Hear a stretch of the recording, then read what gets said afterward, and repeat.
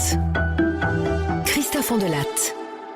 Une histoire criminelle biscornue de 1994 et 1995 qui a pour théâtre le département de l'Ain et qui met en scène un couple d'assassins, une femme et son amant, Daniel Doyonna et Patrick Sarrazin. Un couple de partouzeurs absolument sans foi ni loi. Ils se sont rencontrés via le Minitel rose, et ils tuent une fois pour se débarrasser du mari de madame, et une deuxième fois, tenez-vous bien, pour 100 francs. Vous avez bien entendu, 100 francs, 15 €. Pour le débrief tout à l'heure, j'ai invité un avocat du barreau de Lyon, maître Jacques Dufour. Bonjour. Bonjour monsieur Ondelatte. Vous avez été dans ce dossier l'avocat de l'une des parties civiles, la famille de l'une des victimes, Sébastien Faisan. C'est lui qu'ils ont tué pour 100 francs. Et vous nous expliquerez d'ailleurs pourquoi tout à l'heure ce dossier vous a marqué, parce qu'il paraît que vous le gardez depuis plus de 20 ans dans un coin de votre cabinet pour le montrer aux jeunes avocats stagiaires. Vous confirmez ? C'est exact, je vous le confirme. Vous nous expliquerez pourquoi. J'ai écrit cette histoire avec Thomas Audouard, réalisation de Céline Lebras. Europe 1. Christophe Ondelatte.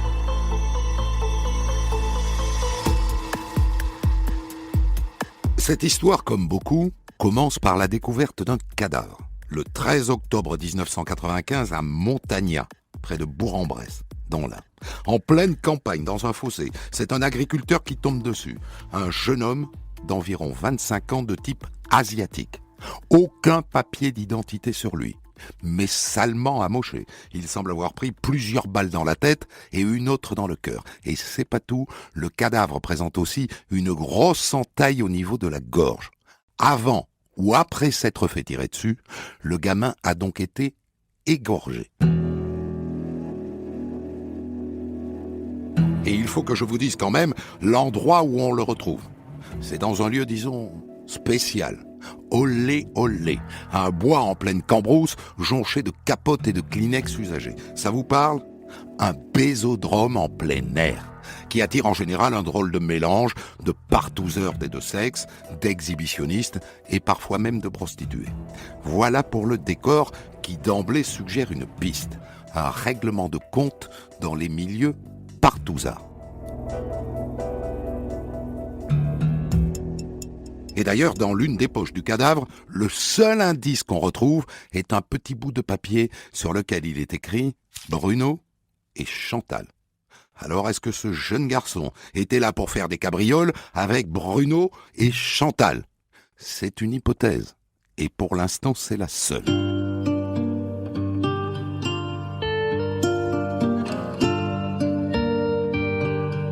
Rapidement, les gendarmes parviennent à identifier le mort. Sébastien Faisan, un étudiant de 24 ans qui vivait à Lyon, c'est-à-dire à peu près 1 heure de voiture du bois de Montagnat. Pour financer ses études, il travaillait dans un sex shop. Ça colle pour le décor. Les gendarmes interrogent son frère. À votre connaissance, est-ce que votre frère fréquentait les milieux échangistes ? Oui ? Il vous l'avait dit ? Oui. Sébastien se confiait beaucoup. Il me racontait pas toute sa vie sexuelle, mais je savais des choses, disons. Pour la soirée du 12 octobre, il vous avait dit quelque chose ?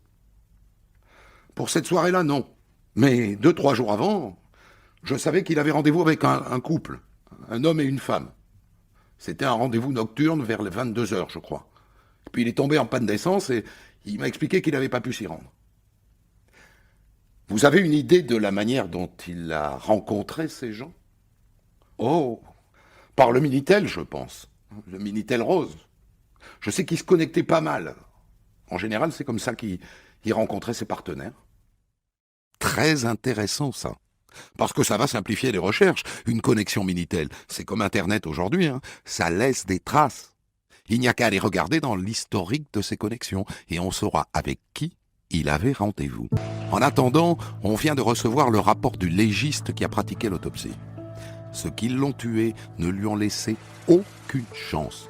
Il a pris 4 balles de revolver au total. Une dans la tempe gauche, une dans la tempe droite, une à l'arrière du crâne et une dernière dans le cœur. Et comme si ça ne suffisait pas, pour finir, on l'a égorgé d'une oreille à l'autre. Vous imaginez la boucherie. On ne lui a laissé aucune chance. Aucune. Et donc, c'est pas compliqué. Il n'y a qu'à demander à France Télécom l'historique de ses connexions Minitel et ça vous donne le nom du site 3615. Et ensuite, le site nous dira avec qui il avait rendez-vous ce soir-là. Alors, voyons. Eh ben voilà, Sébastien avait effectivement rendez-vous avec un couple le 12 au soir. Bruno et Chantal, comme le suggérait le petit papier qu'on a retrouvé dans sa poche. Et évidemment, ce sont des pseudos. Mais grâce à France Télécom, les gendarmes obtiennent très vite leur vrai nom. Daniel et Patrick. Daniel Doyona, 33 ans, et Patrick Sarrazin, 41 ans, qui habite Nurieux-Volonia, près de Bourg-en-Bresse. Alors qu'est-ce qu'on fait? On va les arrêter tout de suite? C'est trop tôt. Les gendarmes décident de les placer sur écoute et de les filocher discrètement à l'ancienne. Et fin octobre, 2 mois après la découverte du cadavre, ils les suivent dans un restaurant où ils ont réuni quelques amis. Imaginez la scène. Daniel, Patrick et leurs amis à une table, une grande table, et les gendarmes à une petite table, les oreilles grandes ouvertes. Et voilà ce qu'ils entendent. Eh bien voilà, on voulait vous annoncer une grande nouvelle. On va se marier. Ça se passera au mois de mars prochain. Hein. On a choisi la robe de Daniel, hier. Et bien sûr, vous êtes tous invités. Allez, champagne. C'est mignon comme tout. C'est beau l'amour. Vous avez compris que c'est un remariage, non ?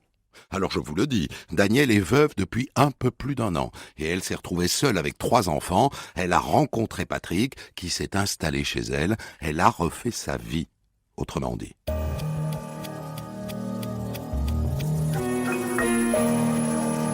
Cela dit, en attendant les épousailles, nos 2 tourtereaux vont connaître une légère déconvenue. Gendarmerie nationale, ouvrez s'il vous plaît. Délicate attention, les gendarmes ont attendu que les enfants soient partis à l'école. Les 2 oiseaux mettent un peu de temps à répondre, parce qu'une fois les enfants partis, ils se sont recouchés, figurez-vous. Il est vrai que ni l'un ni l'autre ne travaille. C'est elle qui vient ouvrir en robe de chambre. Bonjour madame. Madame Daniel Doyona. Monsieur Patrick Sarrazin est-il là? Oui, il est encore au lit. Allez le chercher, je vous prie. Alors, à dater de ce moment, vous êtes placé en garde à vue dans le cadre d'une information pour homicide volontaire. Nous allons procéder à la perquisition de votre domicile, madame. Perquisition fructueuse, car on trouve chez eux plusieurs armes à feu et un couteau encore taché de sang. Et puis des quantités industrielles de revues et de cassettes vidéo porno. Où est-ce que vous achetez cette littérature, messieurs, dames? Dans un sex shop, à Lyon. Il donne une adresse. Figurez-vous que c'est pile le sex shop où travaillait le jeune Sébastien Fezan.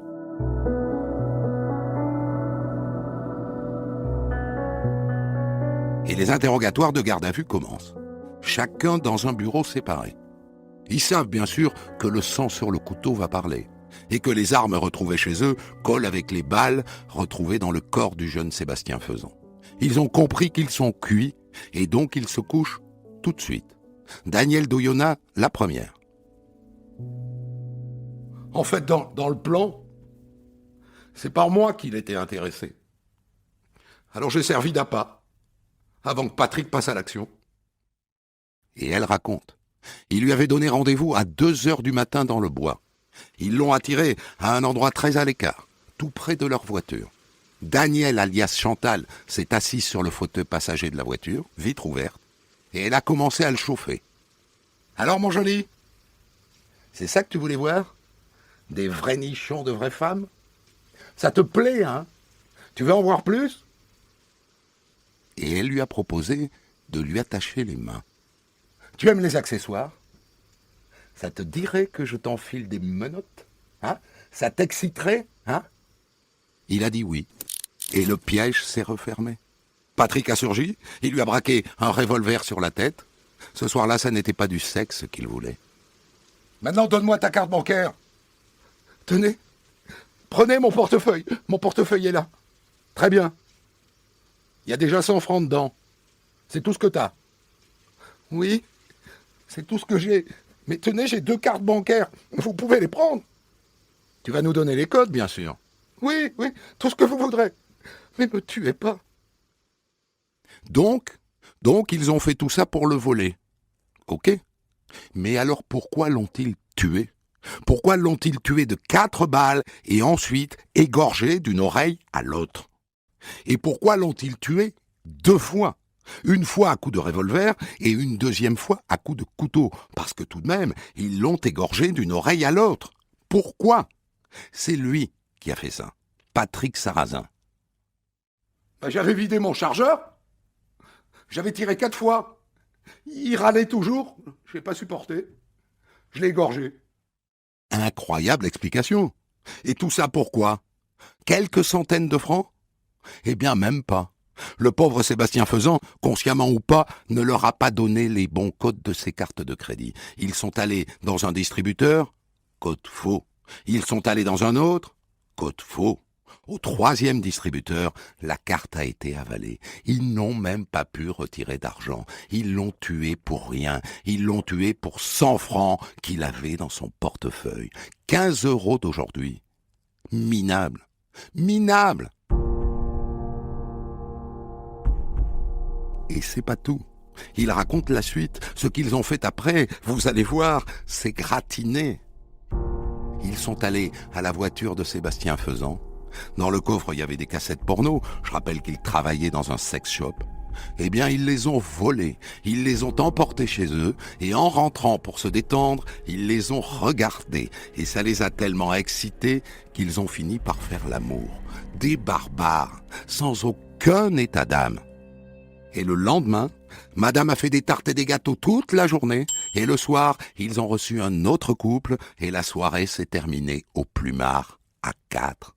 Aucun regret, aucun état d'âme. La vie continue comme si de rien n'était. Des crapules.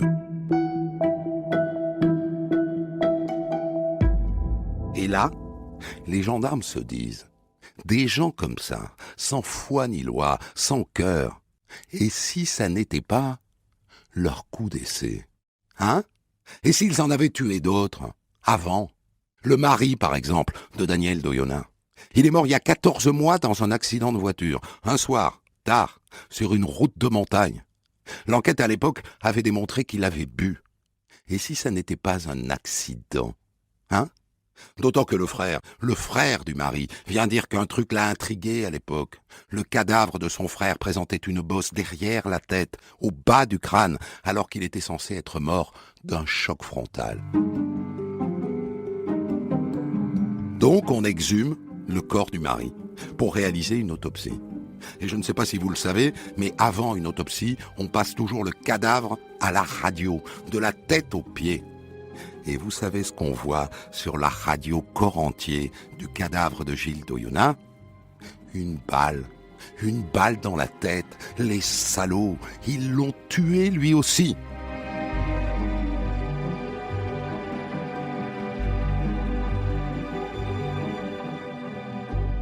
Le juge, bien sûr, les fait revenir dans son cabinet, et l'un et l'autre.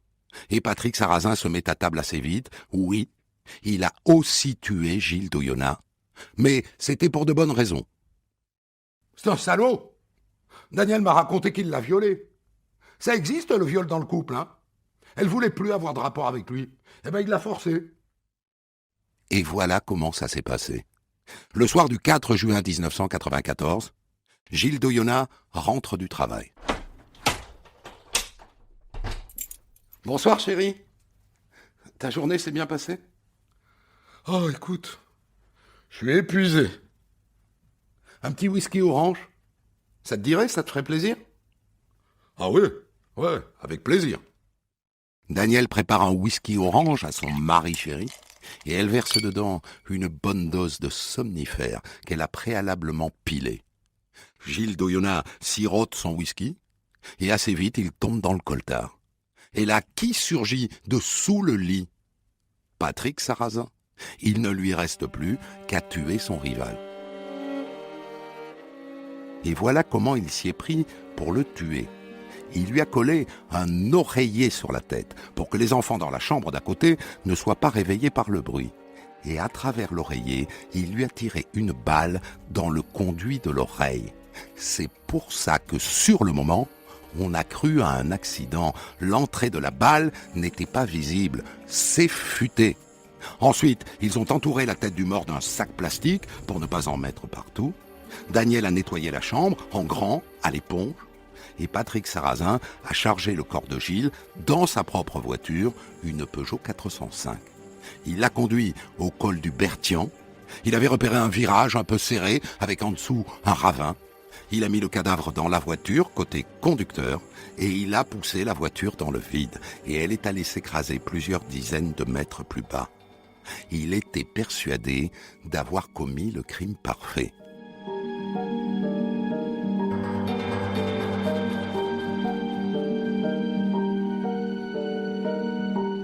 Et comment a-t-il eu cette idée géniale? Il le raconte au juge d'instruction. Il lit beaucoup de polars et il écoute Pierre Bellemare sur Europe 1. Pierre avait raconté un crime presque parfait, il a trouvé ça futé, il s'en est inspiré. Et vous conviendrez qu'il a manqué de clairvoyance, parce que quand on vous raconte des histoires de crimes, que ce soit Pierre Bellemare ou moi, c'est que l'assassin s'est fait pincer. On ne vous raconte jamais des crimes parfaits, puisqu'on ne les connaît pas. Gardez bien ça en tête, au cas où vous auriez de sales idées.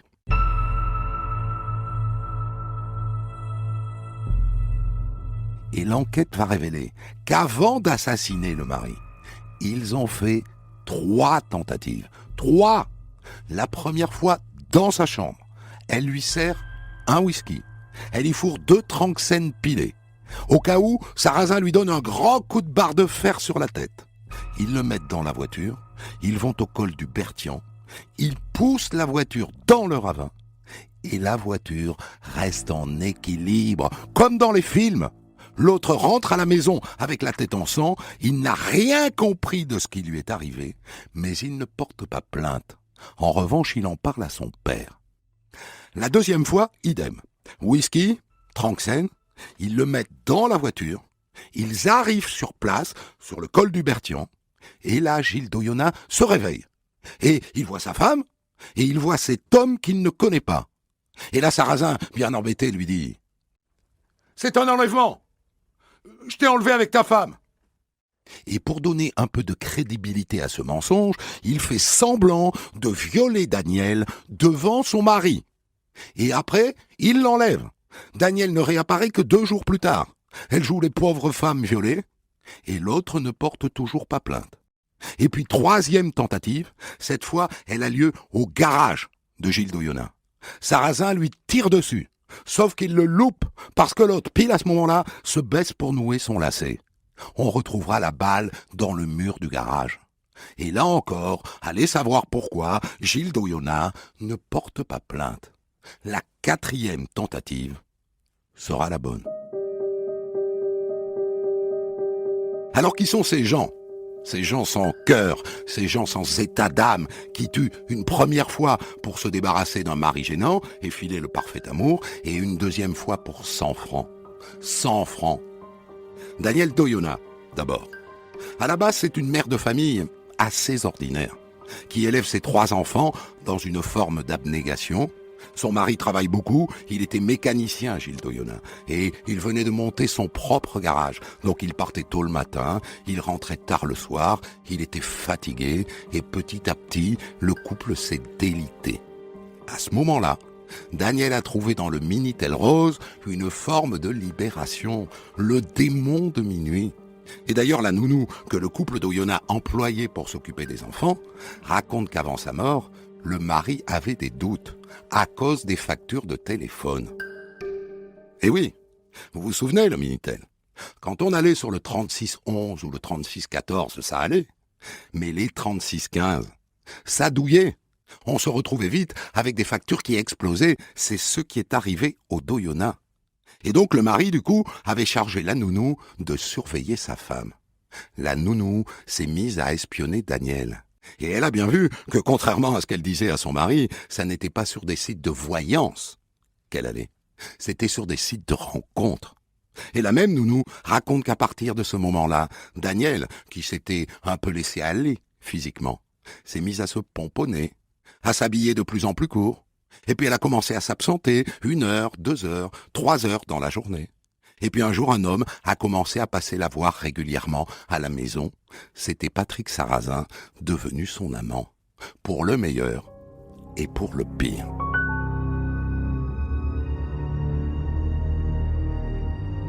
Et lui alors, ce Patrick Sarrazin, qui est-il? Oh lui, c'est ce qu'on appelle un beau parleur, tendance manipulateur.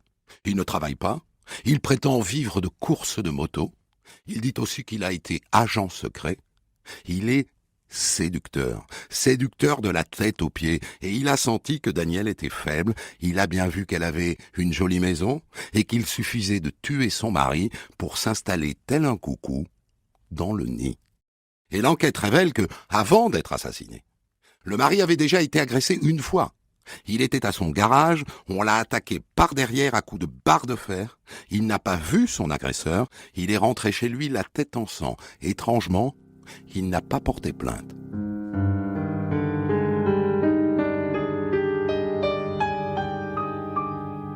Et après la mort de Gilles, je vous ai dit que son frère avait des doutes à cause de cette bosse dans la nuque. Mais il n'y avait pas que lui, hein. Les parents de Gilles ont eu aussi des doutes. Le père est au courant pour la première tentative de meurtre. Il sait que son fils s'est retrouvé dans une voiture en suspension au-dessus d'un précipice, pile à l'endroit où finalement il est mort. Et donc, la famille fait savoir à Daniel qu'elle n'est pas la bienvenue aux obsèques de son mari. Et elle n'y va pas. C'est vous dire. Mais ça ne va pas plus loin. La famille ne prend pas d'avocat. Et comme les gendarmes n'ont aucun doute, ils classent l'affaire sans suite. C'est un accident. Et on passe pas loin du crime parfait.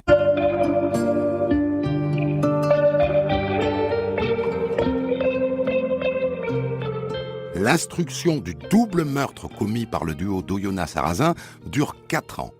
Et tout l'enjeu est de bien distinguer la responsabilité de l'un et de l'autre. Est-ce que Daniel est une pauvre femme qui a été manipulée par un amant pervers, ou est-ce qu'elle a été plus active qu'on peut le penser?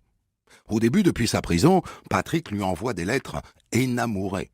Celle-là, par exemple, datée du 7 décembre 1995.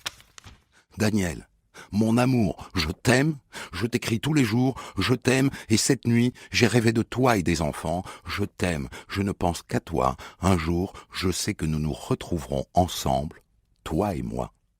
Mais est-ce qu'il n'écrit pas ça pour tenter de gommer son rôle de manipulateur?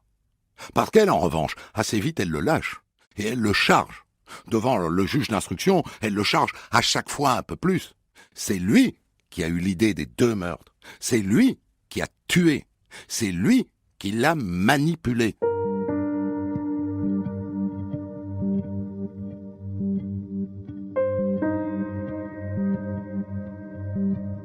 Le procès de ce couple diabolique s'ouvre le 30 novembre 1999 devant la cour d'assises de l'Ain. Daniel d'Oyonnax a choisi sa ligne de défense. Elle a été manipulée par son amant. Ce que viennent en quelque sorte confirmer les experts psychiatres qui disent que Patrick Sarrazin est un pervers narcissique. C'est un personnage de bande dessinée, si vous voulez. Le justicier amoral, le justicier dangereux, au-dessus des lois, qui, dès lors que rien ne l'arrête, peut tout. D'accord. Mais Daniel d'Oyonnax a tout de même pris une part active à l'élimination de son mari. C'est elle qui lui donne par 3 fois le somnifère. Et elle prend aussi une part très active dans l'assassinat du jeune Sébastien Fezan. C'est elle qui l'appâte. Ça explique le verdict. Patrick Sarrazin est condamné à la réclusion criminelle à perpétuité pour 2 assassinats. Et elle, Daniel d'Oyonnax, redevenue Daniel Guillet de son nom de jeune fille, elle est condamnée à 30 ans de réclusion criminelle pour 2 complicités d'assassinat.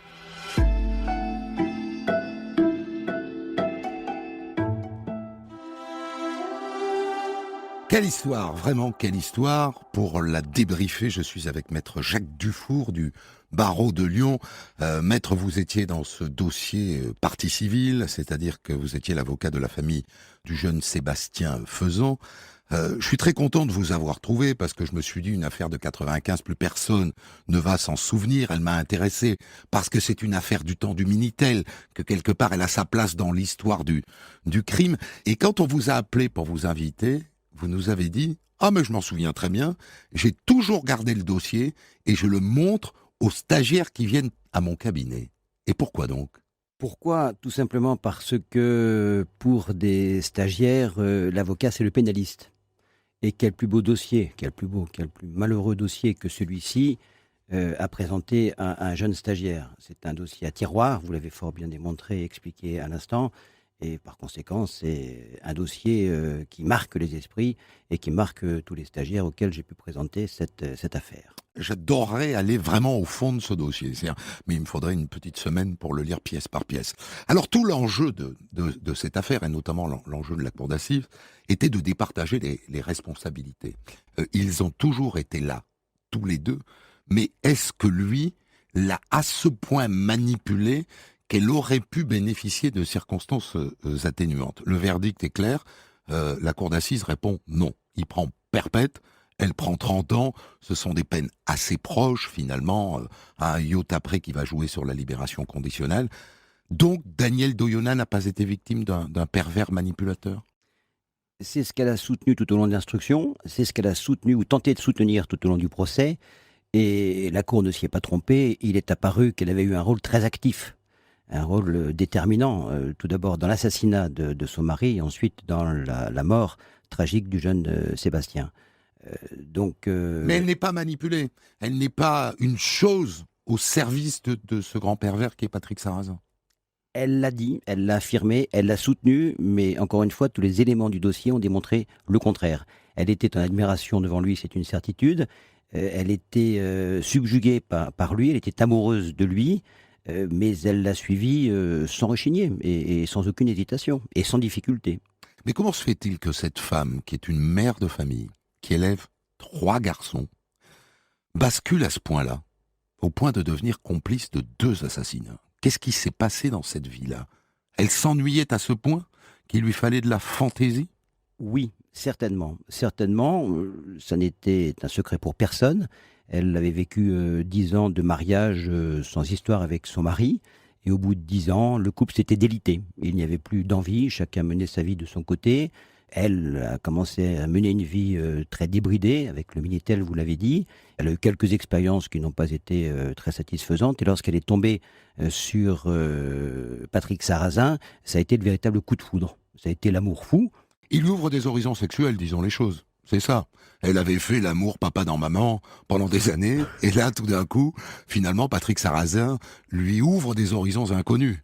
Il semblerait que oui, puisqu'il ne ressort pas des éléments du dossier qu'auparavant, elle se livrait à l'échangisme comme elle a pu le faire lorsqu'elle a connu, ou dès qu'elle a connu, Patrick Sarrazin. Donc oui, sexuellement, elle a découvert des choses de façon évidente avec lui. Et vous pensez que lui, depuis le début, l'a choisie, elle, parce qu'elle est manipulable ? Non, je ne le pense pas. Il est amoureux. Il est amoureux, oui. Elle est amoureuse de lui et lui est très épris d'elle. Vous avez cité Sincèrement ? cette lettre. Oui, certainement. La lettre est une manipulation. Ça n'est pas certain du tout. Il y a eu d'autres lettres qu'il lui a écrites, et d'amour, oui. Et c'est un amour qui existait avant les faits, pendant les faits, qui existait après pendant sa détention.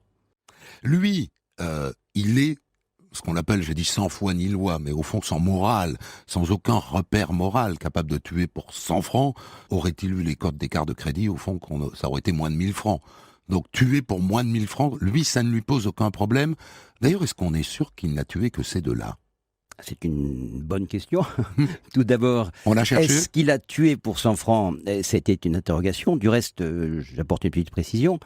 Pour le décès de Sébastien, il s'est agi d'un meurtre et non pas d'un assassinat. Ils n'ont pas retenu la préméditation ? Non. Donc la question reste entière, elle a été posée, les jurés ont répondu par la négative.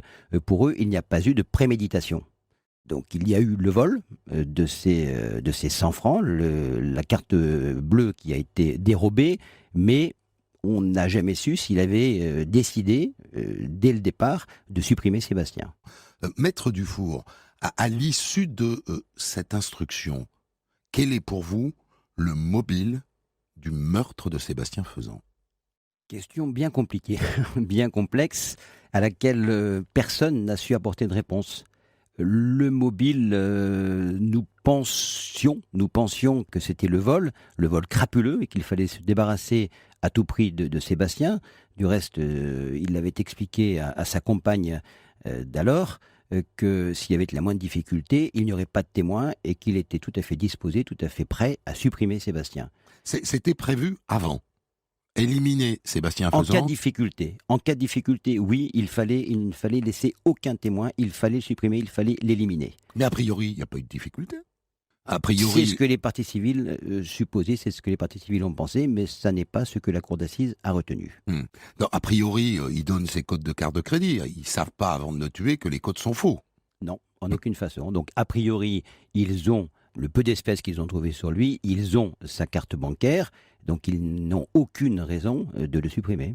Et pourtant, c'est ce qu'ils ont fait. Mais Patrick Sarrazin, d'où tient-il cette faiblesse morale qui consiste à tuer un homme pour de l'argent, pour si peu d'argent? L'explication réside peut-être dans le précédent assassinat, cette fois-ci, celui de Gilles de Yonas. Puisque là, les enjeux financiers étaient beaucoup plus importants, puisqu'en supprimant le mari pour des motifs que l'on peut considérer comme faux, ils ont toujours affirmé que c'est parce que Gilles aurait été violent avec son épouse, ce qui n'a nulle part été démontré, en aucune façon. Qu'il l'a violée. Qu'il l'a violée. Ça ne résulte, à notre sens, que de leur imagination. Mais l'intérêt de supprimer Gilles de Yonas, c'est qu'il y avait un crédit sur la maison qui était épongé de par le décès de Gilles de Yonas, et il y avait aussi une assurance vie.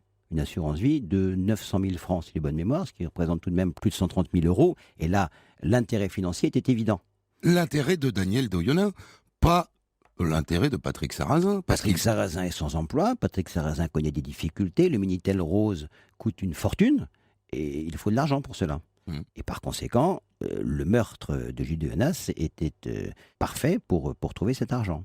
Parlez-nous de lui, parce que vous l'avez vu à la cour d'assises pendant les nombreuses journées qui ont duré ce procès, je crois 5-6 jours. Une semaine, oui. Une semaine. 4 ou 5 jours, oui, c'est cela, oui. Quelle sorte d'homme est-il? Parce que ça, c'est une faiblesse pour nous qui ne l'avons pas connu. On a l'impression d'un homme d'un cynisme incroyable, d'une légèreté morale incroyable. À quoi ressemble-t-il et qui est-il?